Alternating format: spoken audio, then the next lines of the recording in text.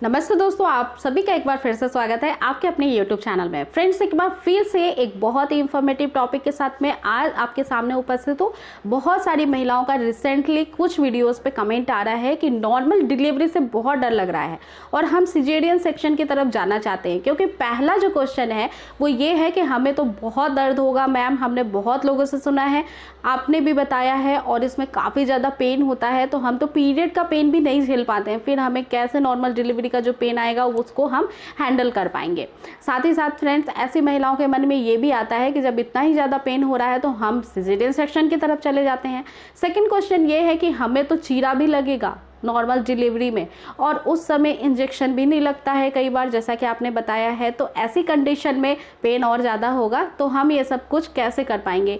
और जो थर्ड बात है वो ये है कि आपकी जब नॉर्मल डिलीवरी होगी तो क्या सुसु पॉटी हो जाती है, क्योंकि कुछ महिलाओं से आपने ये भी सुन रखा है। तो ऐसी जितनी भी क्वेश्चंस हैं उसके आंसर आपको इस वीडियो में आज मिलने वाले हैं। बहुत ही इंफॉर्मेटिव टॉपिक है, क्योंकि फ्रेंड्स इसके बारे में आपको पता होना चाहिए। अभी अगर आप कोई भी मन में डाउट शंका रखेंगे तो इससे आपको बहुत ही ज़्यादा रिस्क हो जाता है नॉर्मल डिलीवरी में, और बहुत ज़्यादा आपके हार्मोन्स भी इफेक्ट करते हैं, जिसकी वजह से बच्चे को भी दिक्कत हो सकती है। इसलिए नॉर्मल डिलीवरी से जुड़ी हुई कोई भी मन में डाउट आपके नहीं होना चाहिए।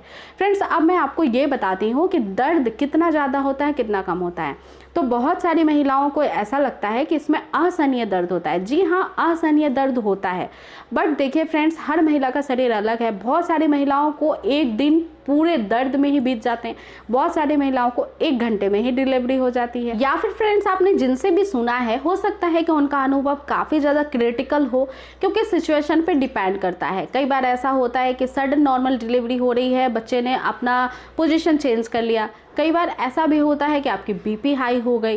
तो ऐसे बहुत सारी दिक्कतें अलग अलग रूप से अलग अलग महिलाओं में होती हैं।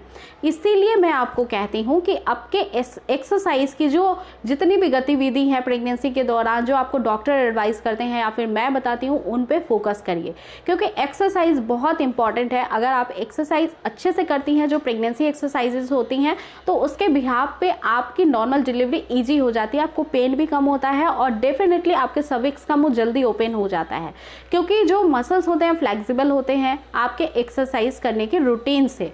इसीलिए स्ट्रेस फ्री होकर एक्सरसाइज ज़रूर करना चाहिए। और दर्द कितना होगा, नहीं होगा, कम होगा, ज़्यादा होगा, इस चक्कर में झंझट में बिल्कुल भी पड़ने की ज़रूरत नहीं है, क्योंकि फ्रेंड्स बहुत सारी महिलाओं को बहुत ईजिली नॉर्मल डिलीवरी हो जाती है। और आजकल तो पेनलेस डिलीवरी का भी बहुत सारा ऑप्शन है, तो आप वो भी सिलेक्ट कर सकती हैं। इसलिए कभी भी आप ये दर्द का कॉन्सेप्ट लेकर के सिजेरियन सेक्शन कराना बिल्कुल भी बेनिफिशियल नहीं होगा, क्योंकि सिजेरियन सेक्शन बहुत ही ज़्यादा कॉम्प्लिकेशन से भरा होता है, कॉम्प्लिकेटेड होता है, जिसमें महिला को बहुत ही ज़्यादा सीरियसली एहतियात बरतने की बाद में भी ज़रूरत पड़ती है। आफ्टर डिलीवरी आप बच्चे की केयर नहीं कर पाती हैं, आप खुद की केयर नहीं कर पाती हैं, क्योंकि सिजेरियन सेक्शन का कट काफ़ी ज़्यादा होता है और डीप होता है compare to this normal delivery. इसलिए नॉर्मल डिलीवरी जो कि भगवान ने प्राकृतिक रूप से बनाया है वही ज़्यादा बेनिफिशियल होता है। अगर आप अपने गायनेकोलॉजिस्ट से कांटेक्ट करके पूछेंगे तो वो भी आपको यही सजेस्ट करेंगे।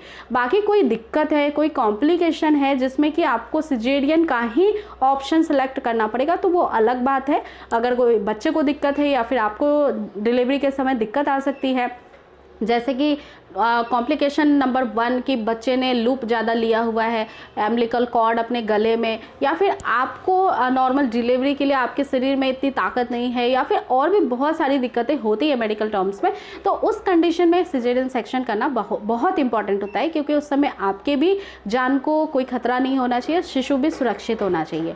तो ये सारे डिसीजंस आपको डॉक्टर आपके स्कैन के थ्रू आपको बताते हैं, या फिर आपकी मेडिकल हिस्ट्री कैसी है उसके बिहाफ पे बताते हैं। बट अगर कोई कॉम्प्लिकेशन नहीं है तो ऑलवेज नॉर्मल डिलीवरी को ही सिलेक्ट करिए। दर्द के बारे में चिंता करने वाली आपको कोई भी बात नहीं। और सेकंड, जो बहुत ज़्यादा कॉमनली आपने सुना होगा कि पुट्टी सुसु का क्या लेना देना है।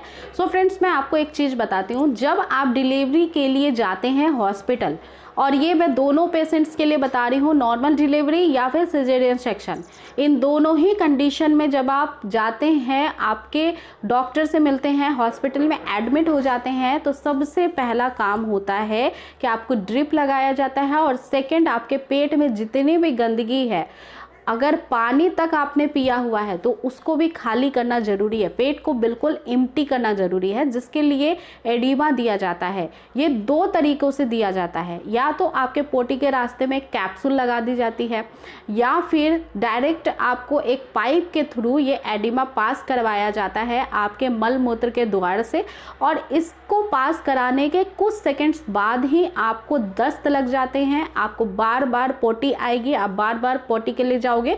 4 से 5 बार जाने के बाद आपका पेट बिल्कुल क्लीन हो जाता है, बिल्कुल कुछ भी अंश इसके अंदर नहीं बचता है।